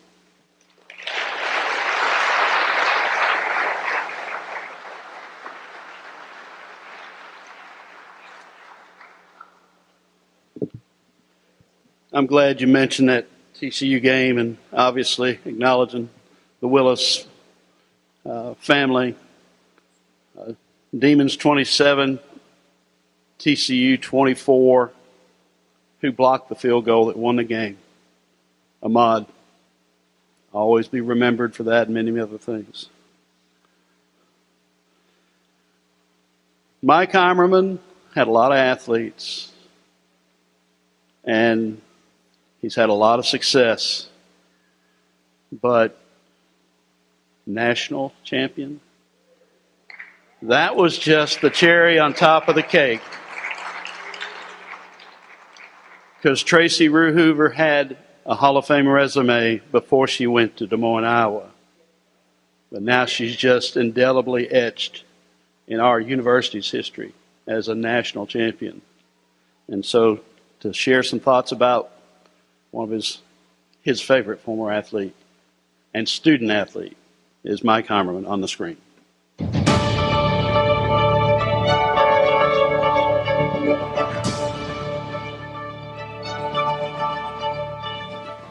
Good morning. I'm here to have the distinct honor to introduce Tracy Rue Hoover into the N-Club Hall of Fame.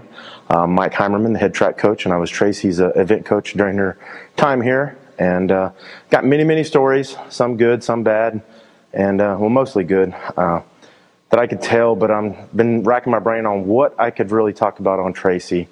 And I think one of the things that probably describes her most is her determination and her work ethic. So one of the stories I kind of thought about was in 2010, we're at the national championships out in Eugene, Oregon, and it was rainy. It was not a great day, but Tracy was throwing discus on the Wednesday or Thursday. I can't remember exactly what day it was, but her first throw was a good throw in the rain, and she probably would have won the event, but she foot fouled it. Just watching the discus, she rotated out of the ring and foot fouled it, because me and some other coaches were all excited because we're like, that's going to be a throw to be a top 3 at least, and that throw would have ended up and won it. But anyway, she said she had it. Next throw, she threw out of bounds. That was a deep throw, and then third throw, it was raining so hard that I don't think the discus went 20 feet out the ring. But so she was a little upset. We had shot put 2 days later, and we didn't have a great day in it. We ended up tied for 9th, and I think she foot fouled one of the throws.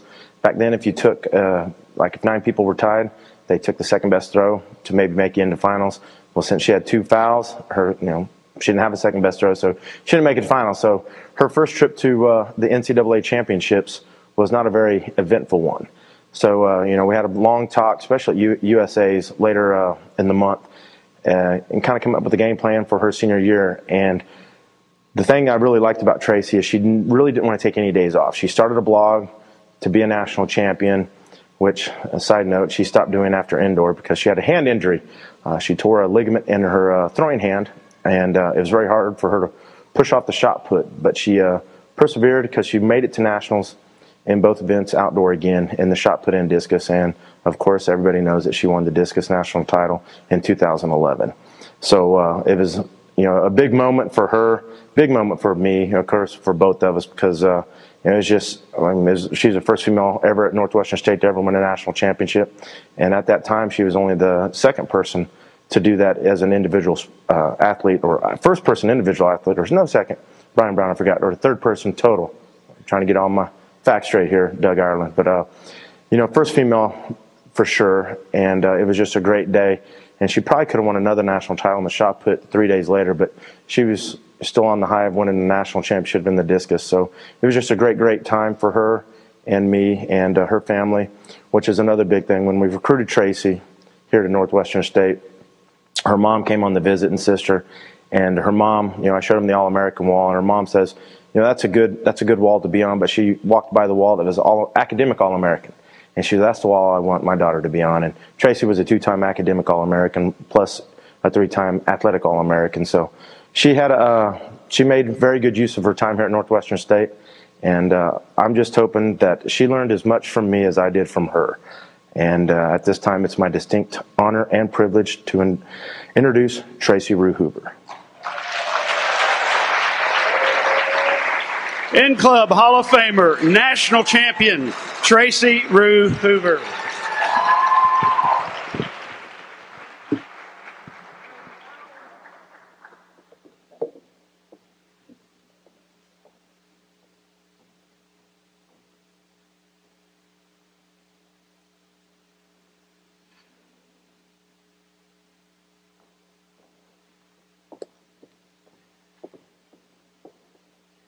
Okay, I really am going to be short because my speech is here in my notes, and if you know anything about me, my phone is on like 3%, so I really got to talk fast.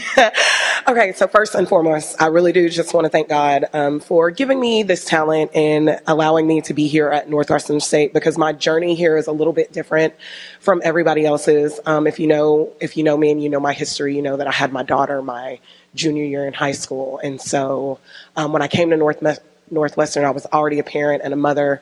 And so I really do just thank God that even through all of that, like he allowed me to be here and to use my talents and to grow and to kind of have this story. I have such an amazing story about my journey here, and I'm just so thankful for that. I also have to thank my husband because, and y'all all know that he is my biggest cheerleader, my biggest supporter. Anytime you see me, he's right there, always behind the camera. Like he wants to capture every moment. He drove me all over the country chasing marks, stayed up late with me, helped with my daughter, like when we were even just dating, stepped up to the plate and really helped me so that I could be here. So I 100%, like this is our award, like we could really hold it together, because if it were not for him and his support, I would definitely not be here. I want to thank my children, Cherie and Legend. Funny story, I gave another speech like a year ago, and he said I didn't mention him by name. So Legend, I love you, son. And then, of course, my family, my mom, who sacrificed so much for me, my sisters and my brothers and all my siblings. And then my family here in Natchitoches, like who embraced me and welcomed me in the door. My mother-in-law, my father-in-law, who welcomed me into their home when my heat didn't work, and they welcomed me in their home when my heat didn't work and stuff. So just everybody. And then, of course, all of the athletic staff and administrators who were here, to my friends who went all the way to Oregon to support me and watch me, compete to make an Olympic team. I didn't, but she was there. And my best friends, and just everybody and anybody who has ever supported me throughout this whole career. I can't thank you guys enough. And then to the N-Club committee for voting me in. Like, this is truly an honor. And then last but certainly not least, my coach, Mike Heimerman. I am so grateful for the opportunity for being here at NSU, because it really did just happen on like a chance. Like, track is a crazy sport. Like in football and basketball and volleyball, you make your highlight films and you send them out and the people come recruit you. But in track, it's like one mark. Like, what's your PR? What is your mark? What's the best that you've ever done? And on one day at a regional track meet, Mike just so happened to be sitting in the stands when I was my best. One mark, one opportunity, one chance. And that's how I got here. And really it was God's plan, because then even after that, my mom said you get to go on one trip. Like, you get to take one recruiting visit, because we didn't know anything about college athletics. We didn't know that they would pay for your gas or anything like that. And we didn't grow up with a whole lot. And so she was like, look, I can take you one place. So you choose one place, that's where we're going. And it was the phone conversations between Mike and I that got me here. And I was like, well, I want to go to Northwestern and just see what it's about. And so I told him when I got here that I was just coming to see the campus. Like, I'm going to sign, like, this is just a formality, but he didn't have the paperwork ready. And so I told him, I was like, I'm going to leave. Just, hey, send it to me in the mail. And he was like, no, I'm going to have it for you. And so that's just kind of how it was. It was really just a crazy chance, just like this one moment. And then it's even crazier, like, about how I got this phone call about being here today, because my son and I were shopping in the store, and the AD called and I missed the call. Well, not that I missed it, I ignored it because it was an unfamiliar number. I didn't know. Spam, somebody checking on my warranty. I didn't know. It was an unfamiliar number. And so he left this voicemail and he was like, hey, I just want to congratulate you. And so I instantly called him back. But then in thinking about that, I just really think about like how these moments and these chances and these opportunities come to us. And like sometimes we don't answer the call on them, and what I could have missed out on if I didn't answer a call, if he hadn't left a message, or what I could have missed out on if Mike didn't take a chance on me. One moment, one chance, one opportunity to be here. And I know that a lot of people do that. Like, we ignore phone calls because we don't know. But sometimes like that made me just really think, like, what am I missing that's on the other side of this? Like, what opportunities have I not been allowed to take, or what moments would I have missed if somebody didn't answer a call or take a chance on me? And so if you're like me and you ignore your calls, that's fine. But if there's something else that's happening in your life and there's a call on your life, go for it. Answer the call. And I hope that if you miss the call the first time, that somebody leaves a message for you and that opportunity comes again, because that's what it was for me. Somebody took a chance on me. I had a moment, a chance, a call. And so that's why I'm here before you today. And I'm just really grateful, and I'm just really thankful that somebody took a chance on me and that I'm here. And so I just want to leave you guys and say, you know, Mike and I had some amazing opportunities together. There's so many accolades and so many things that we accomplished together, and just everybody that was a part of that coaching staff. I just really thank y'all, and I appreciate you guys so much. But I guess now this is the end of it all for us. It kind of came full circle. You know, once you get inducted into the Hall of Fame, that means that you got to stretch before you wake up in the morning. You know, we're officially at that age. You know, and maybe in 20 years or something, people will, you know, bring back a bunch of people, and we'll talk about this again someday. But this is really it. This closes out this chapter for us. So, Mike, I really want to thank you. To my family, I really want to thank you. To the N Club, I want to thank you. And for everybody who's here, thank you.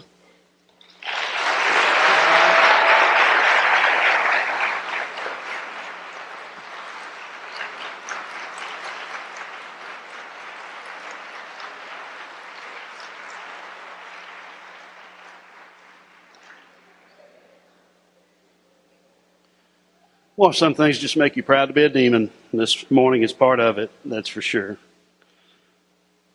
Pitt, we could talk all day, but you won't.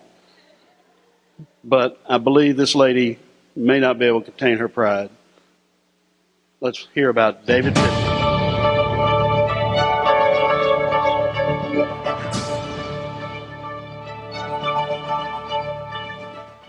Hi, my name is Dara Pittman, and it is an honor for me to be able to introduce my big brother, David Earl Pittman Jr., who is from Gramercy, Louisiana, who is the son of Denise Pittman and the late David Earl Pittman Sr., and also the big brother to the late Damon Pittman.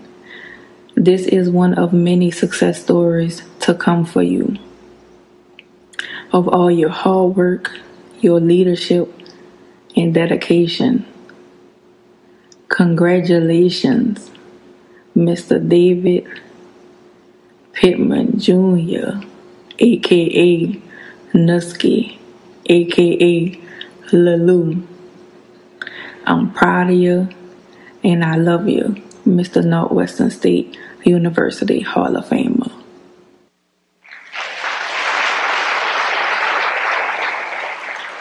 N Club Hall of Famer, David Pittman.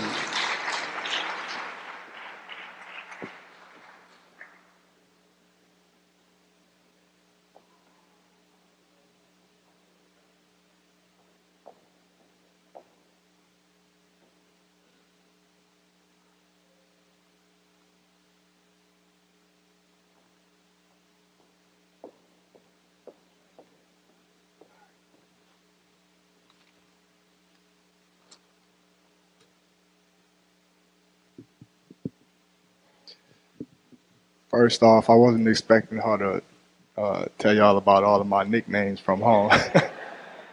So kind of act like y'all didn't hear that. But first, I want to thank God.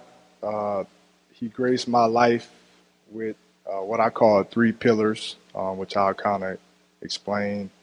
But I want to say congratulations to the other inductees, some of who were my teammates. During my time here, y'all played a pivotal part in who I am today, the success that I accomplished during my time here at Northwestern. I always felt like it was iron sharpening iron every time. Even to the athletes that weren't on the football or track team, like we would watch what y'all would do, and we would use that to help better ourselves, including me. Also, I want to thank my family, teammates, friends who traveled near and far to be here and be a part of this experience today. Mr. Burt, I want to thank you. Also, Mr. Ed, who actually used to put up with a lot with us as student athletes, what Roy kind of alluded to earlier, but just want to thank everybody for being here. But the first pillar that I want to talk about is having understanding. And to know life is a part of a process, which includes principles, structure, in action, where a plan, a vision, or something to strive for will aid in success during that process. The second one is opportunities. I feel as though I was blessed with parents who gave me tools to create a solid foundation, mentally, emotionally, physically, and spiritually. And experiences with family, friends, coaches, teammates, and countless other interactions during my time here at Northwestern has been a pivotal part in my success while here, and then also who I am today. This is pretty much the fabric of what you see standing here. And the third one is talent, which is a gift from God. It's the ability through grace that you can have a significant impact, and it can aid in your success. I was fortunate enough to be empowered with a gift. I still had to hone the skills and put forth effort needed to succeed. And during my time here, I was fortunate enough to be under the stewardship of coaches who understood how to develop and maximize not just my potential, but also that of my teammates and other student athletes that were here. They taught me to embrace challenges. They taught me to push beyond my comfort zone. And then I also had teammates who taught me to appreciate the moment and have fun while doing it. And all of those things are the reason I am here today and receiving this award. So I want to say thank you to everybody that played a part in that.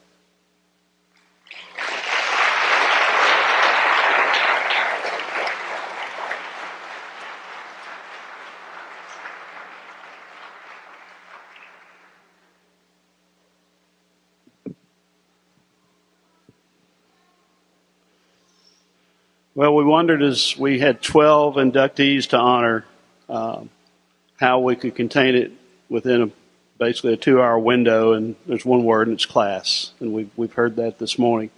Before we have our last induction, it's a basketball player, also dabbled a little bit in volleyball. But I want to acknowledge the faculty here at Northwestern, and one in particular, 44 years, Dr. Bill Dickens worked the scorebook at Northwestern. Marked down a lot of threes for Kia Converse. Bill, thank you.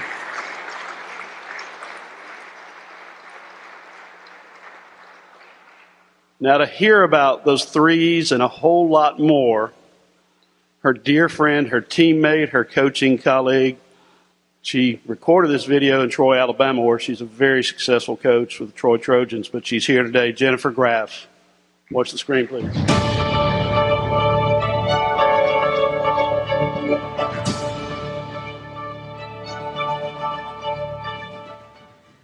Kia Converse. I love when somebody has a name where everybody feels the need to say the entire name all of the time, right? It's never just Kia, it's always Kia Converse. It's very intimidating, which basically summarizes how I felt one of the first times we're in the weight room together. 17-year-old freshman Kia Converse is over there benching 170 pounds. Well, I had never in my life seen somebody as strong as that. So when I also found out she had the nickname Killer, I didn't ask any questions. I didn't want to know. I just knew I needed to make friends, which is one of the best things I ever did. I know we're here to talk about how great a player Kia was, right? She was all conference. She holds all these three-point records. But let's be real. She made so many threes because she wasn't allowed to shoot layups under no circumstances. And even though she wasn't great at shooting layups, Kia was a great player, great scorer, great rebounder, and a great teammate. There's a story about how Kia signed at Northwestern. Coach Smith went down to Napoleonville to do an in-home visit with Kia and her mom. As Coach Smith was wrapping up, he asked Kia's mom, well, how do you feel about Kia playing at Northwestern? Kia's mom responded with, I feel good about my daughter playing for any white man with a gold tooth. I'm really happy Kia signed with Northwestern. There's not many to have done it better in a Lady Demon uniform. My teammate and my friend, Kia Converse. In Club Hall of Famer, the killer, Kia Converse.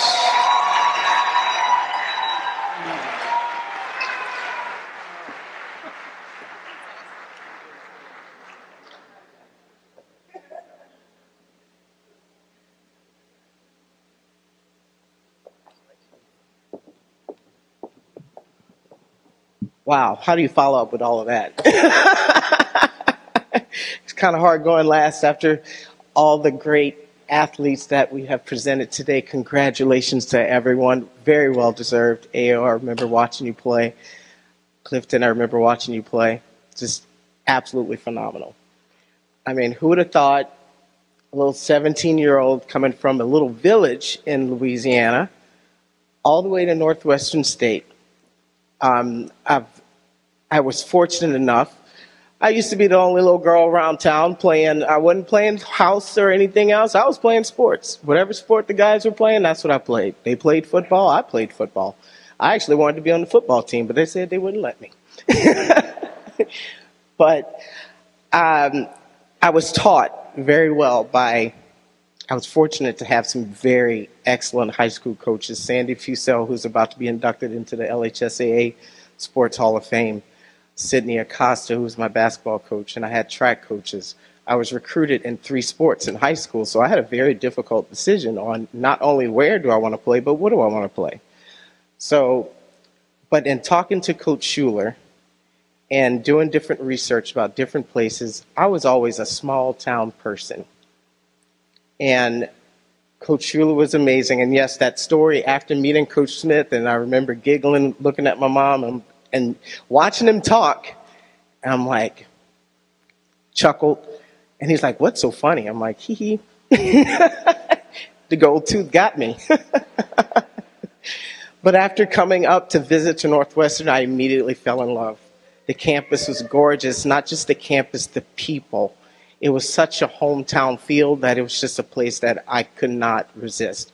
I decided Northwestern would be my home.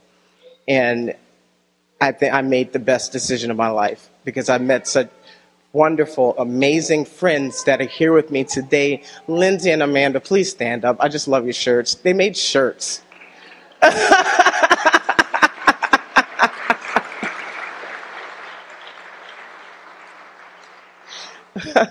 And just so much that I've learned from my coaches, I instill in my coaching life today. I do coach at Assumption High School. I went back home an assistant volleyball coach, head track coach.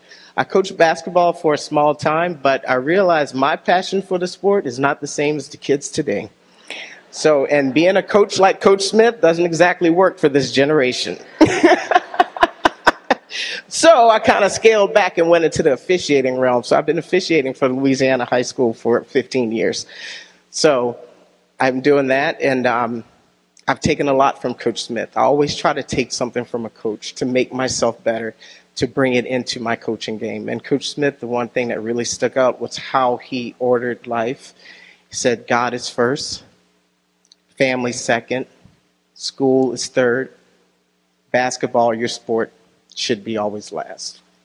And that's what I teach my kids, that it's not about playing the sports, it's the life lessons that make you a better person. And that's what I have gathered from Northwestern, and coming back and seeing everyone. Greg Burke, happy birthday. I'm in front of a mic, sir. This man, not only did I see him dance, he has another special talent with his vocals. That's another story for another day. Doug, thank you so much for reaching out to me, because as the others, I did think I received a spam call, and I think I deleted the first voicemail. So, Mr. Kevin, I apologize. I really thought you were trying to sell me an extended warranty. So, again, but this is just a phenomenal place. Natchitoches has not just a university, but anytime we went off campus, you were welcomed by anyone in the community. And I stand by that. And I've learned that I have met my lifelong friends at this place. And I love you all so much. I love my family. I wish my mother was here today. I know she's smiling down on me from heaven. Okay, but thank you all so much for from the bottom of my heart, and congratulations again, everyone.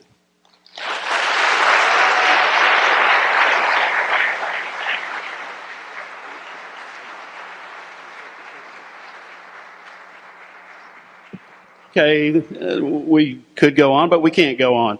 But I do want to invite all past inductees of the In Club Hall of Fame, Clarence, everybody else to come up on stage. Our current year inductees, please join us on stage at this point in time as we have one last little thing to do. Coach Goodwin, we're definitely going to need you up here. You can? Yeah.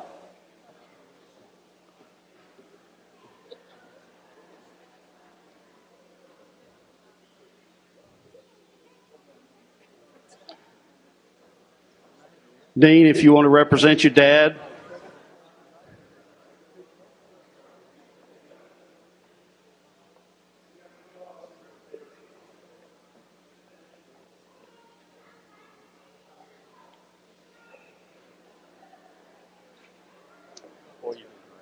Appreciate it. Appreciate you. Hey, Kia. I mean, not Kia. Brittany. I'm glad we coordinated earlier on outfits because I don't think I'd have pulled it off the way you did. So I appreciate it.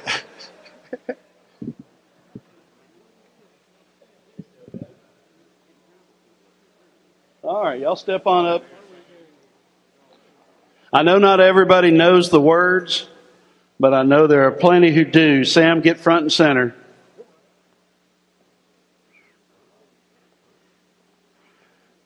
How about a little demon fight song, Coach Goodwin? Lead us all in the demon fight song.